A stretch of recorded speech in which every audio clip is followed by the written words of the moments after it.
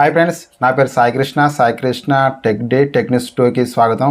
ఈ ఎపిసోడ్లో first tech news వచ్చేసి రియల్మీ GT6 మొబైల్ను లాంచ్ డేట్ అయితే ప్రకటించింది. జూన్ 20 తారీఖున ఈ మొబైల్ని అయితే లాంచ్ అయితే చేస్తుంది. ఈ మొబైల్లో పెద్ద చేంజెస్ అయితే ఏం చేయడం లేదు. ఒక ప్రాసెసర్ ఒకటి చేంజ్ అయితే అవుతుంది. 8S జెన్యూన్ ప్రాసెసర్ ఒకటి చేంజ్ అయితే అవుతుంది. GT6కి GT6కి మధ్యలో మరి పెద్ద చేంజెస్ అయితే ఏం లేవు. ప్రైస్ కూడా దగ్గరలోనే ఉండే అవకాశం ఉంది. ఇది ఇండియాలో అనే కాదు, గ్లోబల్గా లాంచ్ అయితే అవుతుంది. ఇక నేషనల్ సెక్యూరిటీ ఏజెన్సీ NSA వాళ్ళు మన మొబైల్ని రీస్టార్ట్ చేసుకోమని చెప్తున్నారు. మనకు అన్నోన్ లింక్లు వచ్చినప్పుడు మనం వాటిపైన క్లిక్ చేసినప్పుడు మనకు తెలియకుండా మొబైల్లో యాప్స్ అయితే ఇన్స్టాల్ అయితే అవుతాయి. అవి ఇన్స్టాల్ అయినప్పుడు మనకు తెలియకుండా బ్యాక్గ్రౌండ్లో అవి రన్ అయితే అవుతాయి. అవి రన్ అయినప్పుడు మన ఫోన్లో ఉన్న అకౌంట్స్ అన్నీ హ్యాక్ అయితే అవుతాయి, స్కామర్ చేతిలోకి అయితే వెళ్ళిపోతాయి.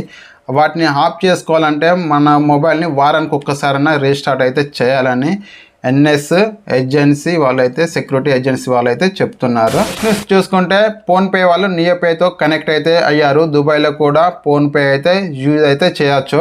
ఇక నెక్స్ట్ చూసుకుంటే హైదరాబాద్లో ఒక అతని పేరు వచ్చేసి శ్యామ్. అతనికి 53 సంవత్సరాలు ఉంటాయి.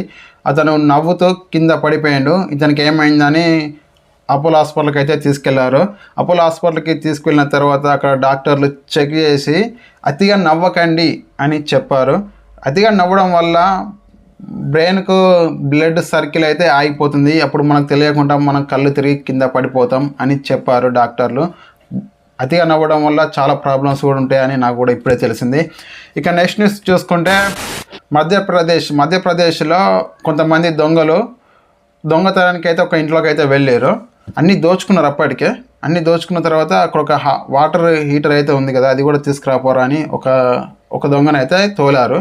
అక్కడికి తోలిన వాళ్ళే వాడు ఏం చేసిందంటే, వాడు వాటర్ హీటర్ తీసుకొని వెళ్ళే టైంకు అక్కడ ఏసీ కనిపించిన వాళ్ళే ఏసీ ఆన్ చేసుకొని హాయిగా పడుకున్న వాళ్ళే మిగతా దొంగలు అయితే మరి ఇంకా వీడు వస్తలేడేంది ఏమైందని అక్కడికి వెళ్ళి చూసేవాడు హాయిగా పడుకున్నాడు.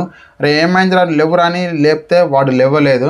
వాడిని ఎంత లేపినా కూడా వాడు లేవలేదు. వాళ్ళు ఏం చేశారంటే అక్కడ ఉన్న వాటర్ హీటర్ అయితే ఉంది కదా, దాన్ని పట్టుకొని అయితే వీళ్ళు వెళ్ళిపోయారు.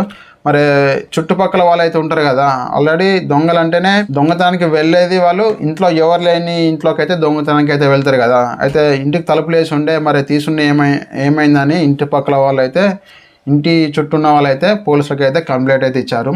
అప్పుడు పోలీసులు వచ్చి వాడిని లేపితే అప్పుడు వాడు అప్పుడు కూడా పడుకొని ఉన్నాడు.